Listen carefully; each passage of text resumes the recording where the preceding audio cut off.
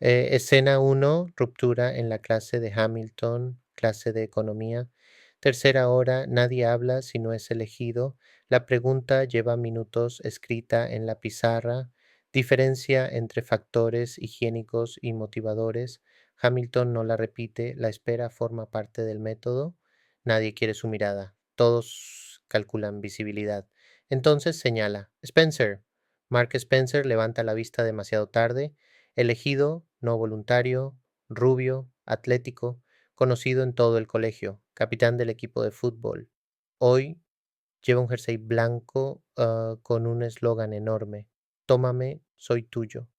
Mal día para ese mensaje. Responde con precisión. Mark traga saliva. Un factor higiénico es la persona que limpia los baños en una empresa. El aula se queda rígida. Nadie se ríe. El miedo lo impide. Hamilton palidece. Spencer, pedazo de inútil, deja de soltar tonterías. Mark baja la mirada al instante, sin réplica, sin defensa. Hamilton se acerca un paso. Después de la clase, vienes conmigo. Mark asiente. Automático. Para una corrección, añade Hamilton, con la pala. La palabra pesa en el aire. Los bolígrafos empiezan a correr, no por aprender, por protección. Hamilton dicta la definición completa de Herzberg. Técnica densa sin pausas. Nadie se queda atrás escribiendo. Suena el timbre. Movimiento brusco. Sillas, mochilas, salida rápida. Mark intenta mezclarse. La mano de Hamilton le cierra el brazo. Tú, no. Pasillo, ruido lejano, dentro del agarre, silencio. El capitán del equipo no se resiste. Se le ha ido el color de la cara. Pasos acercándose, tranquilos, tarde, como siempre. Sale de la sala de profesores con libros bajo el brazo. Doctor Maldini, susurra a alguien cerca de la puerta. Hamilton aprieta un poco más. Bien, dice doctor Maldini con calma. Mark viene ahora a clase de francés conmigo. Un destello de esperanza cruza la cara del chico. Hamilton lo empuja medio paso adelante otra vez. No tendrá que disculparlo. Tenemos algo que resolver primero. La expresión de Maldini no cambia. Mark tiene francés ahora. Esto es disciplina. Esto es horario. Tensión en el pasillo. Testigos que no quieren ser vistos. Hamilton tensa la mandíbula. Está interfiriendo en mi autoridad. No, responde Maldini con tono sereno. Estoy respetando el horario. Pausa. Golpe preciso. Usted es economista, señor Hamilton. Debería valorar la gestión del tiempo. Silencio. Si necesita a Mark Spencer, hágalo en su hora de clase. La mano se abre. No convencido, limitado. Mark queda libre. Callado, aún temblando. Vamos, dice Maldini. Se alejan. El pasillo vuelve a respirar. Corte. Este episodio está adaptado de mi libro Game Over, lectura graduada para estudiantes avanzados de inglés. Young Adult Fiction, publicado en noviembre de 2024 con Ibera Ediciones en Madrid y Miami. Lo tienes en Amazon, siempre en Kindle. Y según el país, puede que también esté disponible en tapa blanda. Si estás en España, la edición en papel suele encontrarse en FNAC, El Corte Inglés y en muchas librerías. Y si quieres pedirlo directamente, te dejo también el enlace de la editorial, Ibera Ediciones, donde está la edición impresa. El libro refleja el carácter bilingüe y bidireccional del canal. Tiene prólogo, sinopsis y glosario en español, pero la historia está íntegramente en inglés a nivel nativo. Y atención, el libro incluye más escenas y más giros de los que aparecen en este vídeo. Todavía guarda sorpresas. Quédate porque en los próximos 20 minutos vamos a entrar mucho más a fondo en la historia y en sus claves. Si lo que ves aquí te engancha, el libro merece la pena completo. La experiencia es más rica y tiene giros que no aparecen en el vídeo. Debajo del vídeo tienes dos enlaces directos. El primero lleva a Amazon. Ahí siempre está disponible la versión Kindle.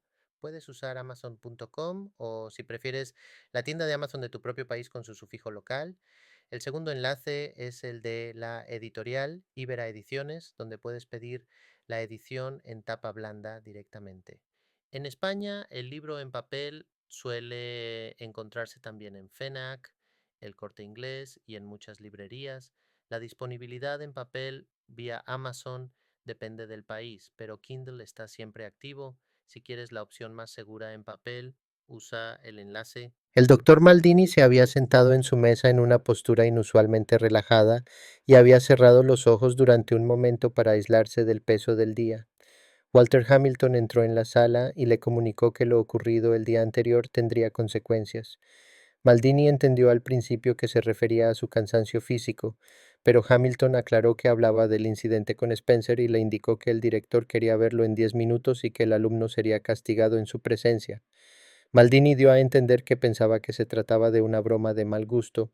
Hamilton respondió que lo comprobaría por sí mismo en el despacho. De camino a la oficina, Maldini reafirmaba para sí que estaba en contra del castigo corporal y que recurrir a él era señal de fracaso educativo y abuso de poder.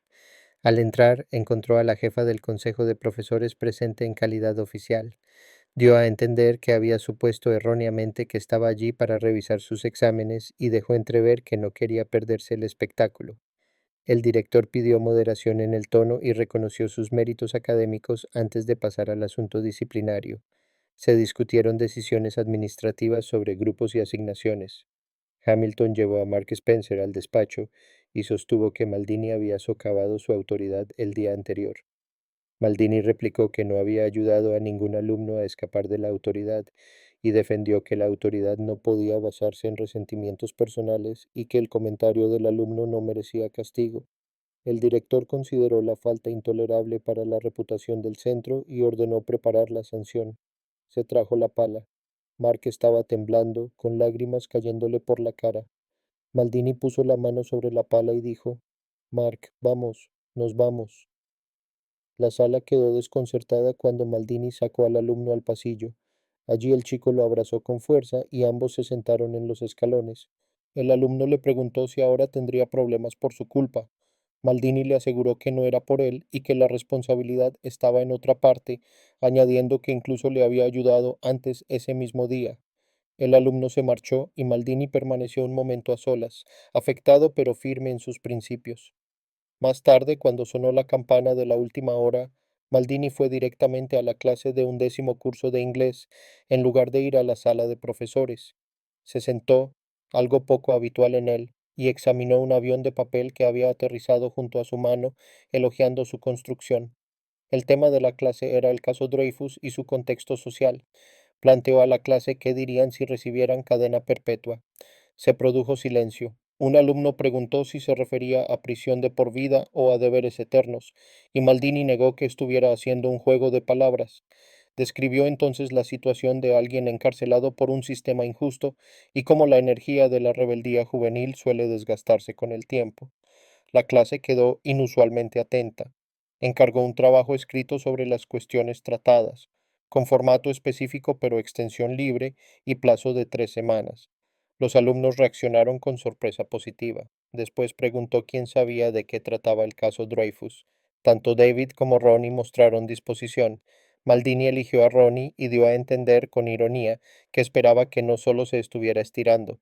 Ronnie pidió salir al frente y Maldini le cedió la palabra y se apartó. Ronnie dijo, bueno, para los que estáis interesados, y para los heroicamente no interesados también, os voy a salvar con la versión corta. Alfred Dreyfus era un oficial militar francés de origen judío. En 1895 lo declararon culpable de traición en un consejo de guerra. Bueno, en realidad hasta un segundo consejo de guerra lo volvió a condenar. Le quitaron el rango, lo mandaron a cadena perpetua y lo deportaron a la Isla del Diablo, que es una isla francesa por ahí cerca de Sudamérica, bastante lejos de París. Pero luego se vio que todo era un error judicial, resultado de un complot bastante turbio, organizado por el teniente coronel Duparty Clown. Maldini lo corrigió en voz baja, Dupaty de Clam, y le indicó que continuara. Ronnie estaba un poco molesto por la interrupción y se lo hizo saber al profesor. Hizo una pausa a propósito, algo más larga de lo necesario. Hizo una pausa a propósito, algo más larga de lo necesario. Ronnie dijo: ¿Por dónde iba? Ah, sí, el coronel del nombre raro. Todo el caso se basaba en pruebas manipuladas. Él montó todo el teatro. Cada vez aparecían más pruebas falsas y más cargos generales y temas. Hasta el ministro de Guerra se metieron en el lío. Incluso cuando sabían que Dreyfus era inocente, no podían admitirlo porque la historia ya se había desplegado como esos mapas absurdos que luego no hay quien vuelva a doblar. Hasta absolvieron al verdadero culpable, Esterhazy, para tapar su propio desastre. Maldini sabía la forma correcta del nombre, pero decidió no interrumpir. Ronnie dijo: el bombazo vino con una carta abierta que Émile Zola publicó el 13 de enero de 1898 en un periódico llamado Aurore, que en francés es como Amanecer, y Émile es colega mío, lleva el bar de mi barrio, larga historia. Total, en esa carta acusa directamente a 6 personas y a los 2 consejos de guerra de haber cometido una injusticia con Dreyfus. La carta iba dirigida al presidente de Francia de entonces, Félix Faure, que no lo indultó, lo hizo su sucesor, Émile Loubet, en 1906, justo 100 años después. Lo soltaron entonces y murió en 1935. Ronnie hizo una reverencia teatral. La clase había quedado tan absorbida que casi no reaccionó a la campana. Maldini lo elogió con entusiasmo poco habitual y David también expresó su admiración. La lección compensó a Maldini por la dureza del día. Al salir del aula, el director ya lo esperaba en el pasillo y le comunicó que había un asunto urgente y que debía acompañarlo inmediatamente al despacho. Escena 3. Ronnie y la ballena. Tras la clase, en la que Maldini, para sorpresa de todos y de sí mismo, había elogiado abiertamente la intervención brillante de Ronnie sobre el caso Dreyfus, el propio Ronnie le comentó, casi como quien no quiere la cosa, que le sobraba una entrada para el partido entre Manchester y Liverpool en el Old Trafford. Sabía que a su profesor no le gustaban ni las multitudes ni las alturas, pero aún así insistió y, contra su costumbre, Maldini aceptó. El estadio resultó ser descomunal. Filas y filas de gradas, oleadas de color, bufandas agitadas y un ruido continuo que ponía a prueba cualquier sistema nervioso. Ronnie vivía el partido con intensidad total, comentaba cada jugada y cada decisión arbitral, mientras Maldini sufría en silencio. La altura le provocaba vértigo. La inclinación de la grada lo descolocaba y la distancia al campo, agravada por su miopía, reducía a los jugadores a figuras mínimas. Para colmo, el asiento contiguo estaba ocupado por un aficionado descomunal que prácticamente invadía su espacio vital. Maldini pensó, con ironía involuntaria, que estaba sentado junto a una ballena. Entre el mareo, la falta de aire y el olor nada discreto de la comida ajena, su resistencia física y moral se puso a prueba. Cuando llegó el descanso, Ronnie anunció que necesitaba comida urgente y una visita igual de urgente a los servicios. Emprendieron la marcha entre una marea humana que avanzaba en bloque. Ronnie aceleró el paso. Maldini, temiendo perderlo entre camisetas y banderas, intentaba seguirlo abriéndose camino como podía. Un acomodador le reprochó la brusquedad y Maldini le devolvió una mirada cargada de dignidad ofendida. De regreso a sus asientos, Ronnie desplegó un pastel de proporciones alarmantes. Maldini, entre divertido y horrorizado, le pidió que se diera prisa en terminarlo si no quería acabar, dijo, como Jonás dentro de la ballena.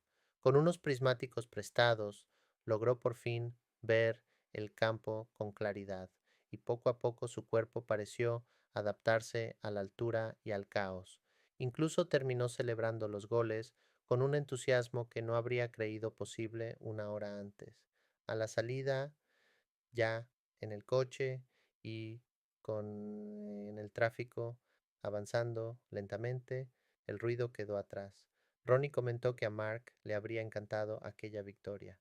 Maldini respondió con cautela, intentando no detenerse en el tema. Pero Ronnie añadió,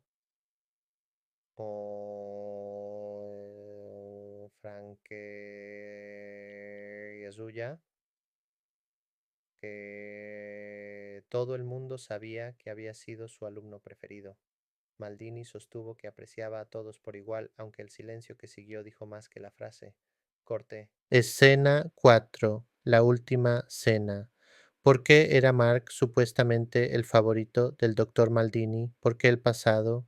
¿Cuál es el vínculo real entre Ronnie y Caruso? ¿Se marcharán o se quedarán? Descúbrelo. Se cuenta que el silencio tras el último giro se rompía con el tono del móvil. SOS, y que Ronnie reaccionaba con su ironía habitual, burlándose del gusto musical y diciendo que más valía contestar rápido, no fuera algo serio.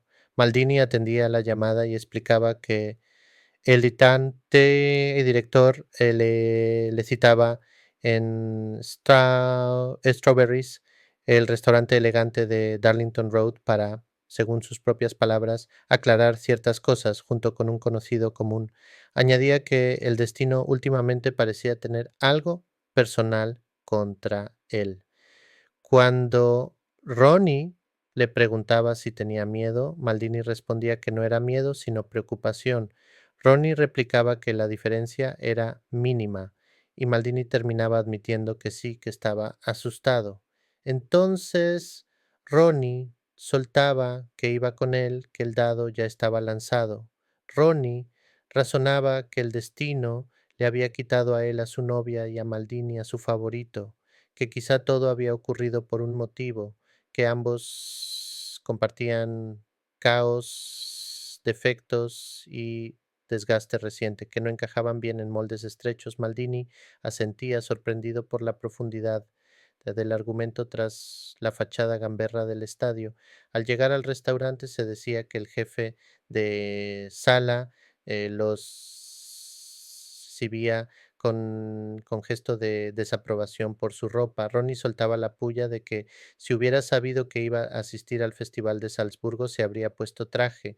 La mesa, de forma triangular, casi ritual, estaba preparada con precisión geométrica, y la presencia de Ronnie obligaba a dar explicaciones. Ante una broma del director sobre la carne, Ronnie respondía seco que la carne ya no puede elegir quién se la come. La conversación derivaba hacia el procedimiento. El inspector escolar, no policial, explicaba que podía no haber causa judicial, pero que el informe debía elevarse a la dirección del centro y que sería la institución quien decidiría las consecuencias. El gesto del director dejaba claro el veredicto antes de pronunciarlo.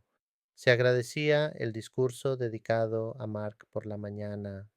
Ronnie murmuraba su comentario ácido. Maldini pensaba otro parecido, pero callaba. Se le aconsejaba que mantuviera la calma, que era joven, que aún estaba a tiempo de reconducir su vida, que pensara en su vida privada, que se asentara, que buscara pareja, que incluso se casara, que aspirar demasiado dentro de la institución tiene coste, que la juventud, precisamente, era su mayor defecto a ojos del sistema. Maldini intentaba levantarse y el vértigo lo vencía un instante. Ronnie lo sostenía y después lo abrazaba con fuerza y se decía que ya no se podían ocultar las lágrimas. Cierre, promoción del libro. Como se ha dicho al principio, la historia completa está en la novela.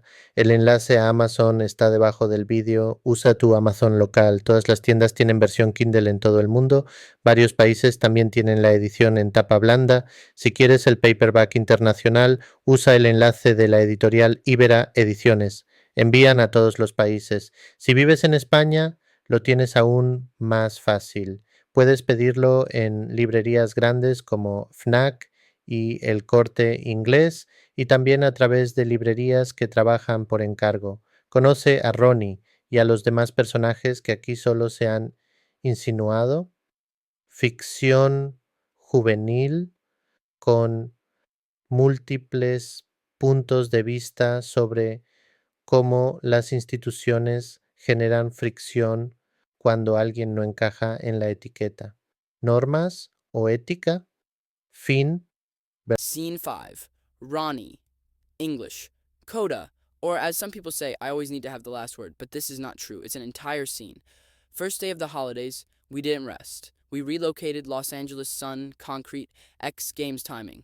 Very suspicious coincidence. I call that destiny with a boarding pass. People say, you can't just leave everything behind. Of course you can. It's called an airport. And yes, before you ask, I still plan to beat Niger. Again, tradition matters. Standing by the Pacific does something to your brain. The horizon is so wide, your problems look badly formatted. You think, who wouldn't trade a narrow rule book for an open ocean? Not because the school is evil, relax, just because the Pacific has better bandwidth. Skating is honest. You either land or you don't. No meetings afterward to redefine the landing.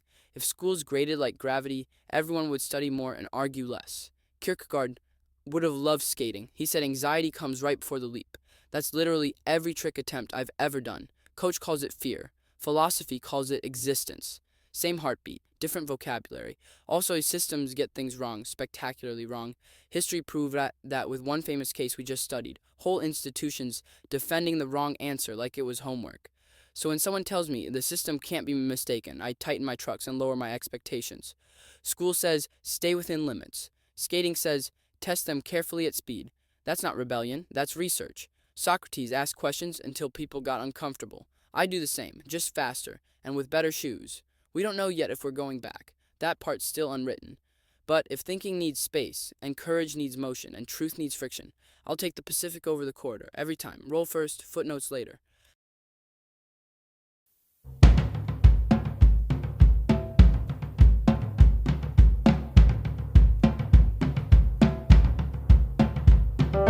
This old man, he played knick-knack on my thumb with a knick-knack, paddywhack, give a dog a bone.